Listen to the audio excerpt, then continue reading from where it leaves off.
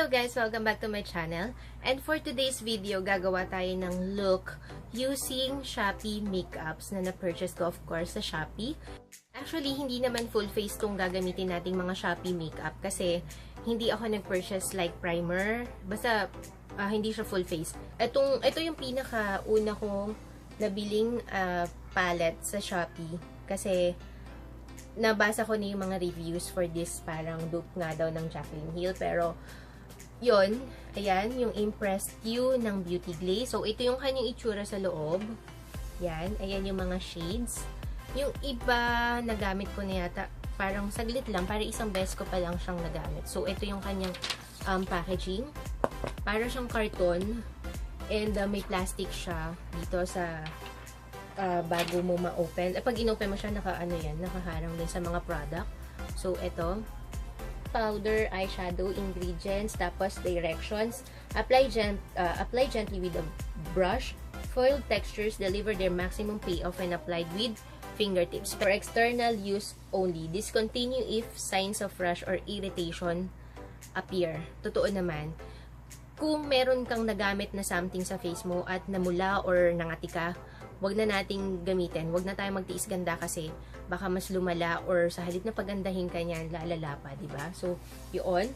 And made in PRC sa China. Lifespan niya is 24 months. And cruelty-free. Pero ako din kasi, dinry ko yung kanilang website. Parang may nakita akong website nila. Kaya lang sa US.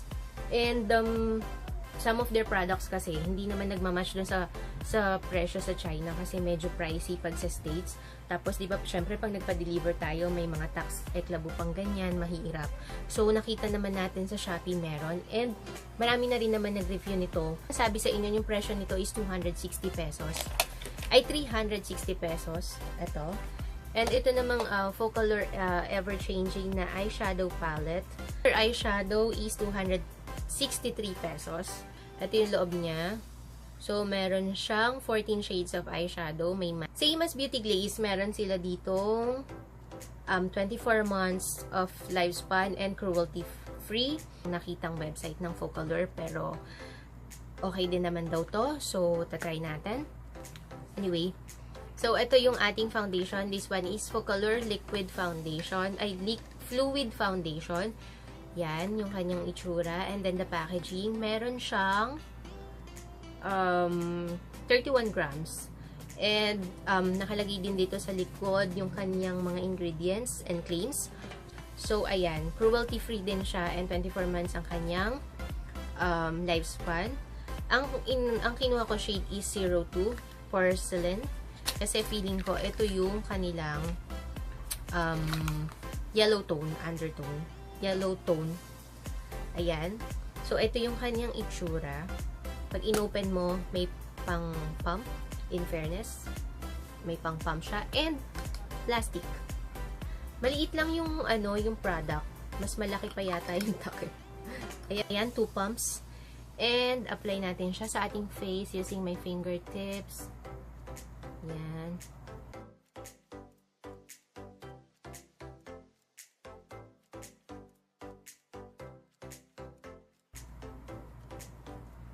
Wala siyang scent. In fairness. Yan. As you can see, meron siyang luminous finish. Para hindi siya masyadong flat. I-set natin siya with this face powder ng focallure ulit. So, same as the packaging. Cruelty-free. And ang shade niya is 02. Mattify niya yung ating face. So, ito, ang kanyang itsura. May mirror. And merong sariling compartment yung sponge. Pero hindi natin to gagamitin. Kasi ayoko ng amoy ng mga sponge. Parang amoy na amoy goma. So, gagamit tayo ng ating powder brush. Hindi siya powdery, guys. So, iset natin.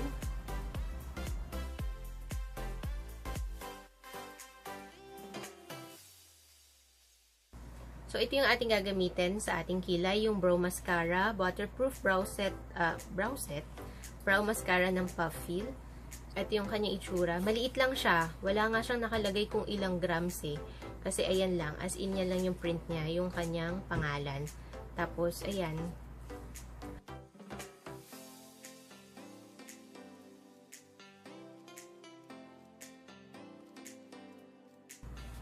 So, ito na yung kanyang itsura. Medyo nahihirapan ako sa kanyang gamitan kasi ang bilis niya mag-set, ang bilis niya mag-dry. Powder ko lang, parang mag-crease yung aking under eye, kaya ako nag-bake. So, tayo ng unang shade. Lalagay natin sa ating, ito. Yan. Kuha tayo niyan. I-apply natin sa ating crease. So, kukuha ko ng ating smoky shader na brush. Ito yung ating kukunin. So, ito. Yan.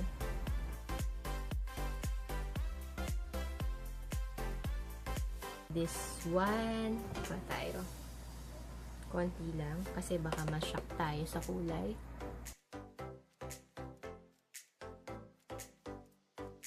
Try na natin tong black na matte black na to. Dun sa outer V. Kasi mas parang gusto ko na talaga nagpa-pop up dun yung color sa dulo.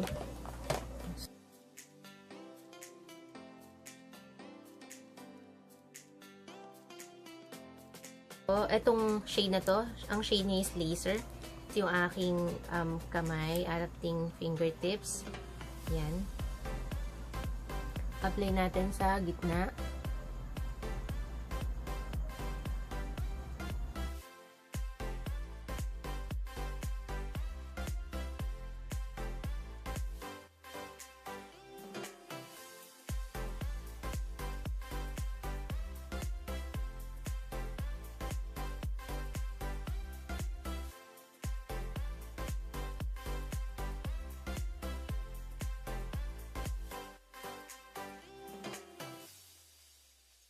So, ayan, natapos na natin yung ating eye makeup and the rest of the face. And ang kulang na lang sa atin ngayon is yung sa ating lips. So, meron ako ditong dalawang beauty glaze na lipstick. 2 grams, 24 months, and cruelty-free din siya. So, ito yung kanyang packaging. So, ito yung kanyang product. Swatch natin siya. Ang shade nito is Love Bite. Yan. So, ganyan ang kanyang shade. And, meron din ako ditong isa pa. Ang shade naman niya is Candy. So, yung candy na to is nude. So, ayan siya. Swatch natin siya. Ayan. So, ayan yung ating candy shade.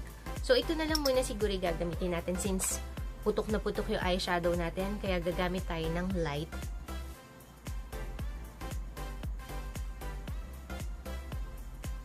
So, yan. So, ayun na nga guys. Tatapos na natin tong ating look and sana nagustuhan nyo.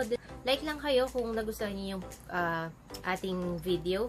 And kung hindi pa kayo nakasubscribe, mag-subscribe na kayo. So, comment lang kayo kung meron kayong mga requested videos na dapat, na gusto nyong gawin ko. So, yun lang guys. And see you again next time. Bye!